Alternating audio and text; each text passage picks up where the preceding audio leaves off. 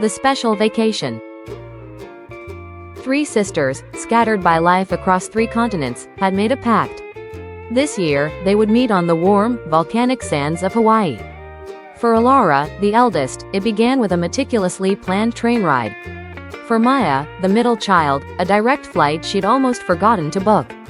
And for Chloe, the youngest, a simple 2-hour drive. A simple plan for a long overdue reunion.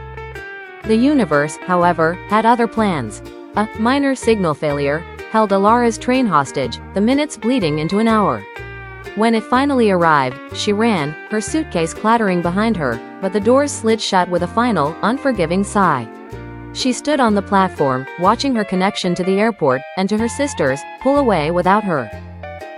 Miles away, Maya was lost in a different world. Tucked into a dusty airport bookstore, she was deep in a tale of ancient mariners when a muffled voice crackled over the intercom. She ignored it, turning a page. It wasn't until she glanced at her phone, an hour later, that panic shot through her. Her gate number blinked in a series of missed alerts.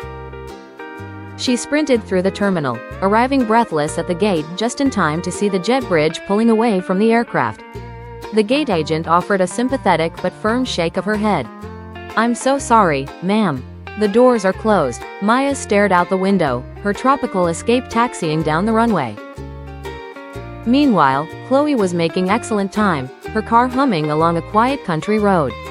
She was mentally checking off her packing list when a violent shudder ripped through the car, followed by the dreaded thump thump thump of a flat tire.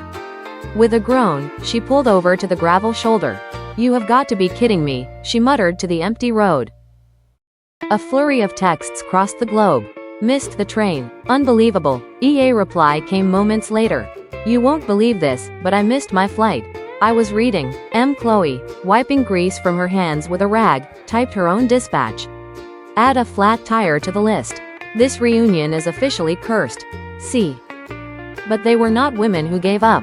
After a moment of fury, Alara found a ridiculously overpriced overnight bus that would get her to a different airport by dawn. It was cramped and smelled of stale coffee, but it was moving forward. Maya, using a combination of genuine charm and a slightly embellished story about her sisters, managed to get on a red-eye flight to a different Hawaiian island, with a promise of a short hopper flight the next morning. She would sleep on the airport floor, but she was on her way. And Chloe, after a sweaty, frustrating hour wrestling with a stubborn lug nut, successfully changed her tire. She arrived at the airport, smudged with dirt but triumphant, just in time to catch the last flight of the night, earning a few strange looks but not caring in the slightest. 2 days later, 3 exhausted sisters stood on a beach in Maui. The sun was setting, painting the sky in shades of orange and purple. They looked at each other, at Alara's messy hair, Maya's airport souvenir t-shirt, and the grease still smudged on Chloe's cheek, and a wave of laughter washed over them, as warm and relentless as the tide at their feet. They had made it. The chaotic journeys faded into a shared story, a testament to their stubborn love. The missed trains, the lost flights, the flat tires, they were just the ridiculous price of admission for this perfect, priceless moment. Together.